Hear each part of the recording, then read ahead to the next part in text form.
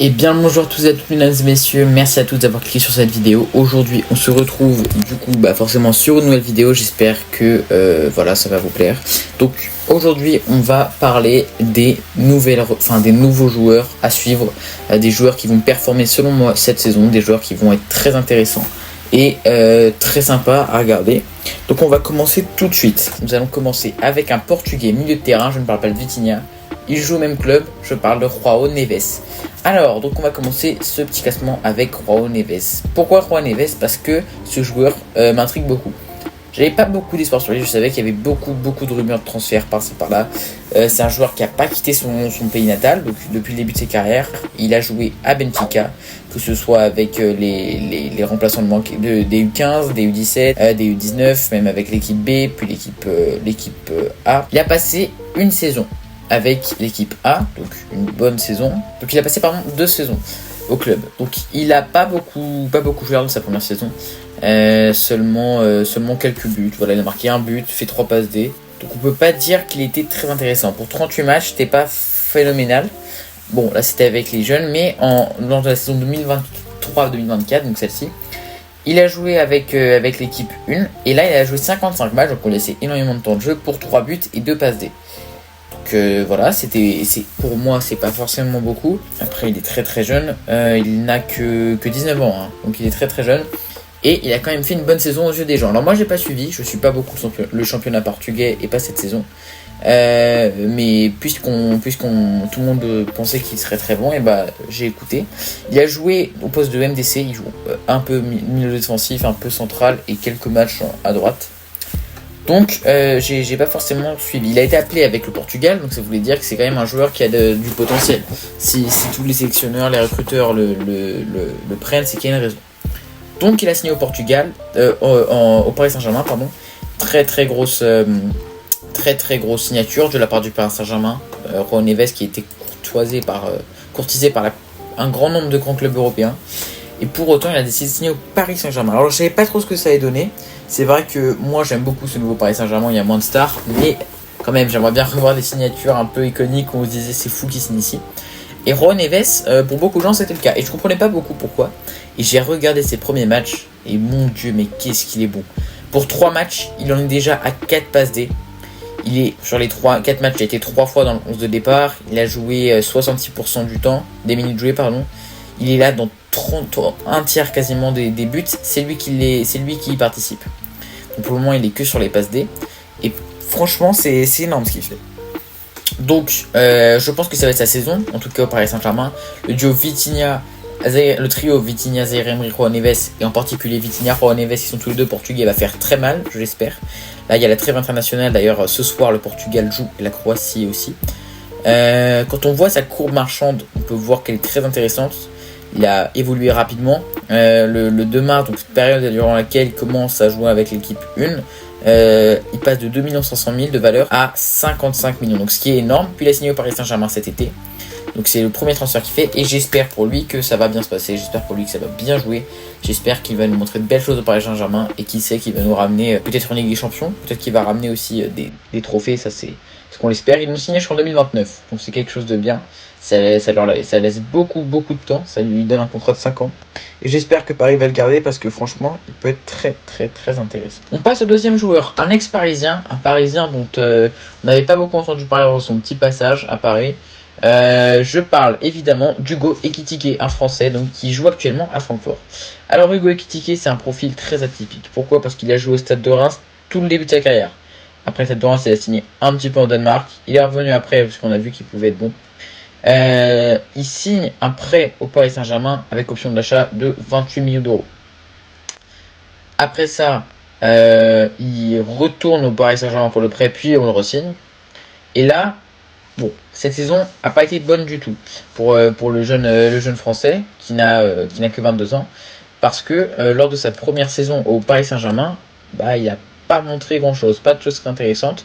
Déjà, il a été pas joué du tout lors de la saison 2023-2024. On a clairement laissé sur le banc 3 matchs joués, un seul match joué et 8 minutes. Donc on l'a un peu oublié. Et à part ça, lors de la première saison de la joué au Paris Saint-Germain, c'est pas concluant parce que pour un buteur qui joue avant-centre sur la plupart de ses matchs, Il en a joué 25 avec la Ligue 1. En Ligue 1, pardon. En UEFA Champions League, c'est 4 et en Coupe de France, c'est 3.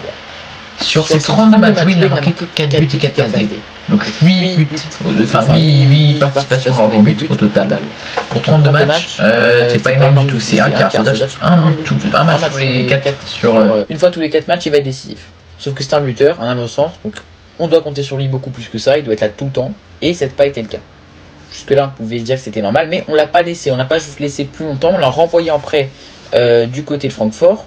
Et là non plus on savait pas ce que ça allait donner. On avait du coup là on avait quand il signe à Francfort, donc quand il part en prêt en hiver, donc en hiver 2024. Puis là il signe un contrat finalement avec il retourne au Paris Saint-Germain, puis il retourne à l'Eintracht Francfort pour 16 millions d'euros. Ce qui est en dessous de sa valeur marchande puisqu'elle a été à 20 millions. Donc ils l'ont très bien négocié Francfort. Et depuis le début de cette saison, qu'est-ce qu'il est bon quand on regarde? Il est à 2 matchs en Bundesliga pour un but et une passe D. Il est en match avec la DFB Koppel. Bon, ça c'est pas très compliqué, c'est la compétition, la Coupe de France allemande, mais la Coupe de France, la Coupe nationale allemande, mais très souvent les clubs dans leur premier match, les gros clubs, tant qu'on des tout petits clubs. Là, il a joué un match, 2 buts, une passe D. Donc, ce qui fait qu'il est décisif à 5 reprises sur 3 matchs. Il peut être très intéressant, ce Hugo Ekitike, parce qu'il s'est redynamisé. Il a décidé de se relever. C'est un joueur qui a un profil atypique. Il a une très très grande taille, 1m89. Il a été rappelé en équipe de France pour la Ligue des Nations, ce qui est super pour lui. Et on avait vu que, à Reims, sa valeur marchande avait explosé. C'est-à-dire qu'il monte à 28 millions. Quand il signe au Paris Saint-Germain, il en est à 25 millions. Puis après, ça va redescendre avec ses mauvaises performances. Il va redescendre à 15 millions. Donc malheureusement, c'est 13 millions de moins que son pic. Puis il va remonter et là, il remonte. Il est à 20 millions. Si ça continue comme ça, il pourra très très très bien continuer. Moi, j'espère pour Francfort, pour la Bundesliga et pour Hugo Ekitike, et même pour le football français, qui va monter. J'espère qu'il va offrir des titres à Francfort. J'espère qu'il va marquer des buts, qu'il va faire des passes D, parce que souvent la Bundesliga, ça fait du bien pour la confiance. On marque beaucoup, c'est le jeu allemand, c'est direct, c'est vif. Et Hugo Ekitike, j'ai du mal à prononcer son nom. Hugo Ekitike va peut-être mieux se plaire là-bas. Voilà, c'était la petite passe sur Hugo Ekitike. Maintenant, on va passer au troisième joueur de Chelsea. Alors oui, parler de Chelsea en tant que bonne performance, ça n'arrive que très rarement. Bon, là, ils ont infligé 6-2 aux Wolves, mais c'est rare.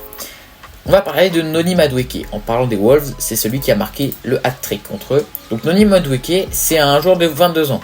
Un joueur assez intéressant. Il est anglais. Il a joué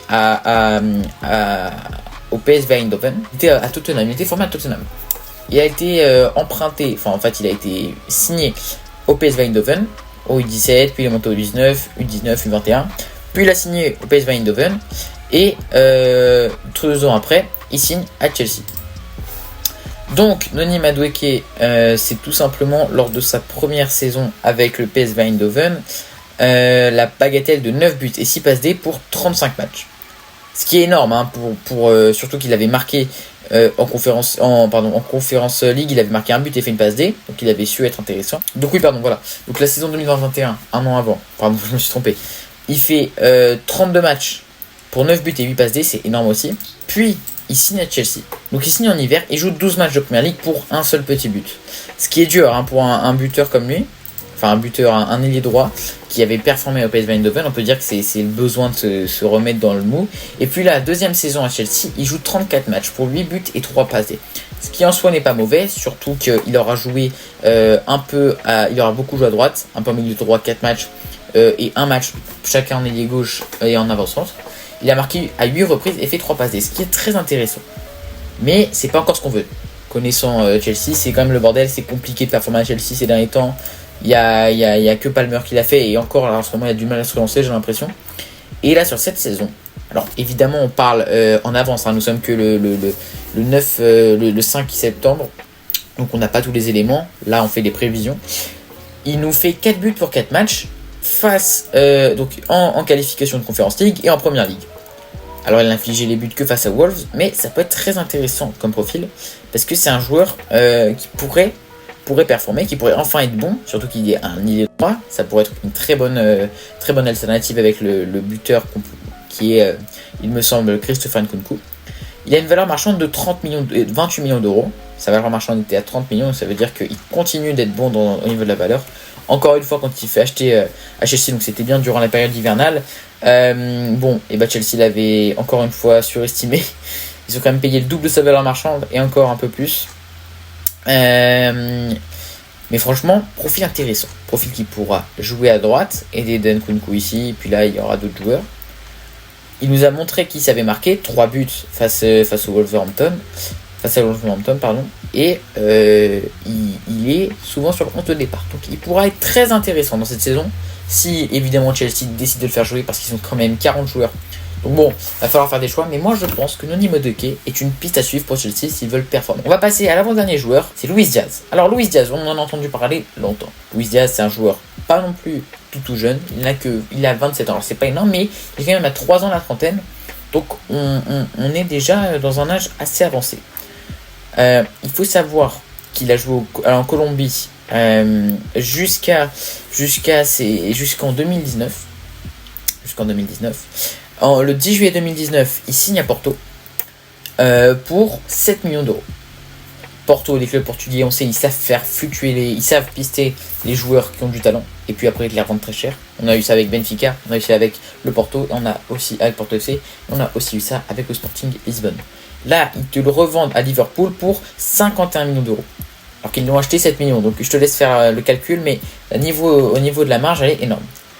C'est un joueur très intéressant, c'est un joueur très très très beau à voir jouer, qui a des capacités de vitesse, de dribble, qui est très intéressant. C'est un joueur qui n'a pas eu du mal, mais quand on sait qu'il a 27 ans, ça veut dire que ça fait que 25, depuis ses 25 ans qu'il joue en PL, donc c'est pas tout jeune. C'est un joueur, enfin, c'est 25 ans, ouais voilà. C'est un joueur qui, depuis qu'il est jeune, arrive à marquer. C'est-à-dire que sur sa saison où il passe en première ligue, il arrive quand même sur une saison où Porto il avait marqué 14 buts. Bon là ça sera un peu moins. Pour 13 matchs ce sera 4 buts et 3 passes D, mais ça veut dire qu'il était déjà bon. Première saison pleine à Liverpool, lors de la saison 2022-2023. Il est un peu flop, on va pas se mentir, pour 21 matchs joués, c'est que 5 buts et 3 passes D. Donc c'est très bien pour un ailier gauche qui a joué 21 matchs. Mais on peut s'attendre à mieux. Mais après, voilà, c'est quand même bien. Saison 2023-2024, là aussi, vous pouvez s'attendre à mieux, mais ça reste encore correct. 51 matchs joués pour 13 buts et 5 passes D. C'est un ailier gauche, attention, encore une fois, je le précise. C'est pas un buteur normalement, mais on peut quand même s'attendre à mieux, évidemment, venant d'un ailier gauche, surtout au niveau des passes D, où il pourrait en faire un petit peu plus. Après, je ne suis pas footballeur, je sais que c'est très dur, mais il n'est pas tout le temps décisif lors de cette saison. Je pense que cette saison va être très très importante pour lui. On voit qu'avec Mohamed Salah, il est très bon, il est très doué. Ils l'ont prouvé encore face à United en gagnant 3-0 avec un doublé de Luis Diaz. C'est 3 matchs, 3 buts, 1 passe D. Encore une fois, ce n'est qu'un début de saison, mais on peut attendre de belles choses du Colombien. D'autant plus qu'il a un palmarès fleuri, intéressant. Ce qu'il veut, c'est la Ligue des Champions sûrement, c'est emmener Liverpool gagner une première ligue. C'est des trophées qu'il n'a pas encore acquis. Et ça peut être très intéressant parce qu'il a rejoint Liverpool en hiver. Il lui reste 3 ans de contrat avec le Liverpool FC. Il va sûrement prolonger. Mais franchement, il va être très intéressant. Il joue souvent ailier gauche, ça lui arrive de jouer ailier droit au milieu gauche. À Arne Slot qui fait un très très bon début de saison avec Liverpool, de l'utiliser à bon escient, parce que je pense que vraiment si on l'utilise bien, si on lui donne les bonnes tactiques comme c'est fait depuis le début de cette saison, il peut devenir un joueur très très important de Liverpool. Sa valeur marchande elle est à 75 millions, c'est pas anodin, c'est énorme. Et donc voilà, attention à Luis Diaz. Et on passe au dernier, c'est aussi un Français, c'est aussi un Parisien, on en a beaucoup parlé du PSG. Cette fois-ci, c'est un joueur que j'adore. J'adore aussi les autres, mais lui c'est vraiment un joueur que j'affectionne tout particulièrement. C'est Bradley Barcola. Voilà, donc le joueur que tout le monde connaît en ce moment, le joueur qui fait parler de lui. Alors voilà, c'est simple, hein. Bradley Barcola, c'est un Français qui joue à Lyon depuis tout jeune. Il n'a que 22 ans. Il a joué avec les U17, les U19, il a joué pour l'équipe B, pour l'équipe 1. Et le 31 août 2023, il signe à Paris au dernier moment pour 45 millions d'euros. Transfert assez énorme. On ne sait pas ce qu'il va proposer.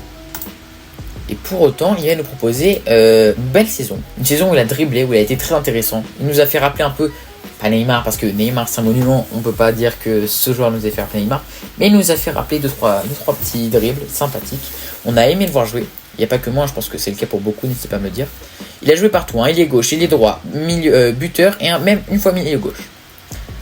42 matchs, 5 buts, 9 passes D. C'est quand même 14 fois où il a été décisif, alors que c'est sa première saison. C'est énorme, surtout pour un joueur qui n'avait que 21 ans à ce moment-là. Très intéressant, il a permis de montrer que Paris avait des bons choix au niveau des jeunes. Et là, en plus, il nous fait une bonne saison. Et cette saison, sur 3 matchs, il est 4 fois buteur. C'est juste magnifique ce qu'il fait.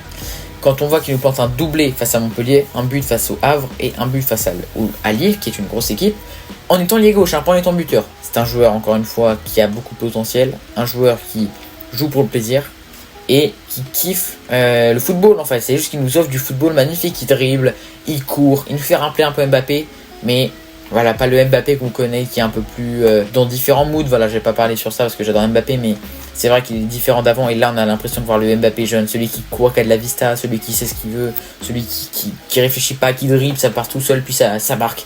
C'est très intéressant à voir. J'ai hâte de le voir jouer contre d'autres équipes en Ligue des Champions, voir ce que ça va donner. Mais attention, parce que ce joueur, si Luis Enrique réussit à bien le faire jouer, il sera monstrueux parce que c'est un joueur qui sait ce qu'il veut. C'est un joueur qui réfléchit, qui sait que faut pas tout en aller en boîte, faut pas gâcher sa carrière. Il veut réussir. Je pense qu'il veut réussir au Paris Saint-Germain, il veut pas réussir au Paris Saint-Germain pour après aller ailleurs. Actuellement, il vaut 50 millions d'euros. Il n'y a pas que Paris qui aime ce joueur, il y en a d'autres. Il y a d'autres clubs. Va falloir faire attention, va falloir le garder. Mais si on continue, qu'est-ce qu'il peut être bon? Qu'est-ce qui peut être intéressant? Moi j'adore voir ce joueur jouer. Donc voilà les amis, c'est une vidéo assez sympa, assez tranquille encore une fois. On va investir dans le travail. On va trouver des vrais concepts. J'ai préparé une grosse vidéo sur Arne Slot, sur son histoire et voir comment il peut réussir avec Liverpool. Moi je vous laisse, j'espère que ça vous a plu. Si c'est le cas, n'hésitez pas à vous abonner, ça ne coûte rien et ça me fait très plaisir. Donnez-moi vos avis dans les commentaires, likez cette vidéo, partagez-la. On se revoit très vite pour une prochaine vidéo. Bye tout le monde.